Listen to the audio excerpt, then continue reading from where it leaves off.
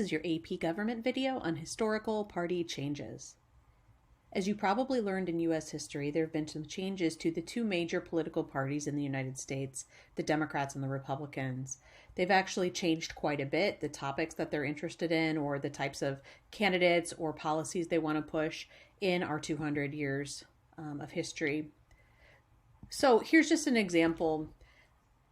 Around the turn of the century, in the late 1800s, we have a whole bunch of industrial revolution. We've got lots of immigrants coming to the country, taking up jobs, particularly in manufacturing. And that's when our economy starts to shift from what was previously mostly agricultural and farming to manufacturing and industry.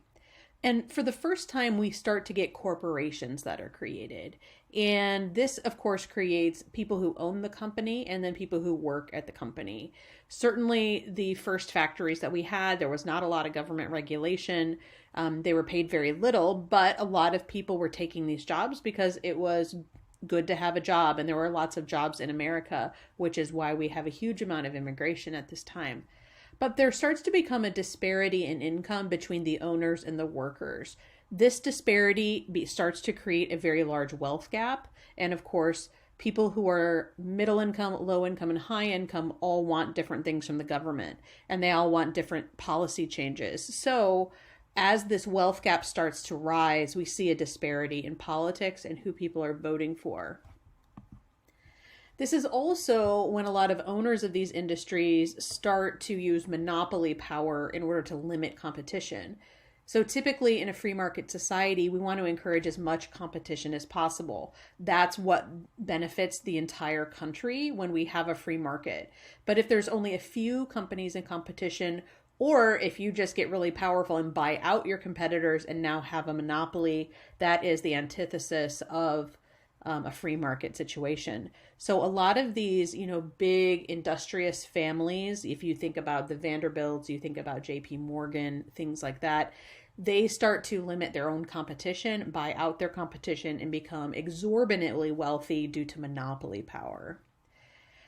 If you have a lot of money, if you are wealthy or you have access to technology, it actually allows you to earn money faster. So if you think about any new technology, let's say the internet, wealthy people were the first ones who were able to get access to the internet while middle class and lower class people couldn't afford it. Technology then allows those people to make even more money faster than they could before. So advancements of technology actually increase that wealth gap, make it larger, and are widening it at a faster rate than before. So obviously in the last 100 years or more, we have had significant advancements in technology, which have led to an even bigger disparity in income and politics. By the time we get to the Great Depression, when the stock market collapses, we see kind of the ill effects of this monopoly power, about banks that didn't have a lot of regulation. And of course, the Great Depression, a lot of people who were middle class, even upper middle class, lose a significant amount of their money in banks. And they kind of lost all of the gains that they had been making by working really hard in the United States.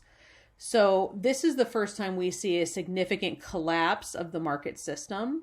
And this is the point at which we create what's now referred to as a mixed free market.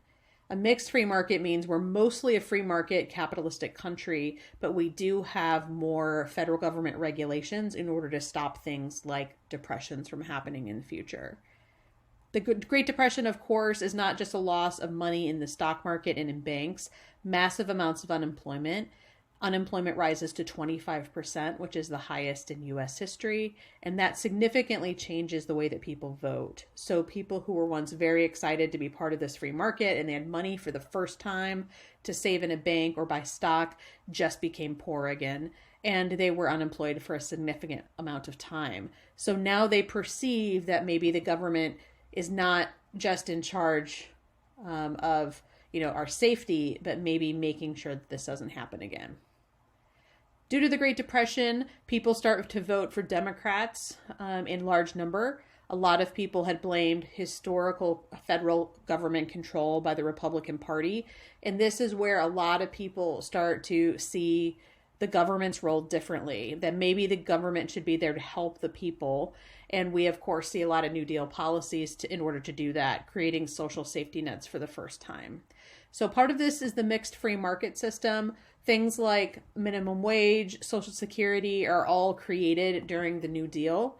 And the idea is that you have to ensure economic security. If there is no way for people to build up a savings, or if they had started building up a savings and then the free market erases it, what do you do then? So lots of people start voting for FDR and New Deal programs in this mid part of the century. Then we get to the civil rights movement. Starting in the late 50s and 1960s, the Democrats and the liberal movement start to take up the rights of social justice platforms, particularly the rights of Black Americans, women's rights, and then by the time we get to the 80s, it will also be gay rights. The civil rights movement was kind of the last part of this switch between Republicans and Democrats. Remember, the Republican Party was the party of Lincoln, of freeing the slaves, but as we get into the Industrial Revolution after the Civil War, the Republican Party was very much in power while corporations were being created. So the Republican Party became the party of big business and corporations, and the Democratic Party became the party of the working class people. In the civil rights movement, the Democrats take on that social justice and civil rights platform, and that is the point at which the southern states no longer become Democrat and they start voting consistently for the Republican Party. So this is also where you get equal opportunities. Things like the Civil Rights Act and Voting Rights Act are passed. There's also, a movement for things like affirmative action policies. So another question that a lot of political scientists are trying to mull over right now is, did the Trump presidency create some type of lasting change? Trump was obviously an unusual candidate. People loved him or hated him. And is that the way that the Republican Party will be for the future? Is it going to change how the Democrats react to the Republicans? Or is Trump just an anomaly and future Republican candidates will go back to doing the same thing?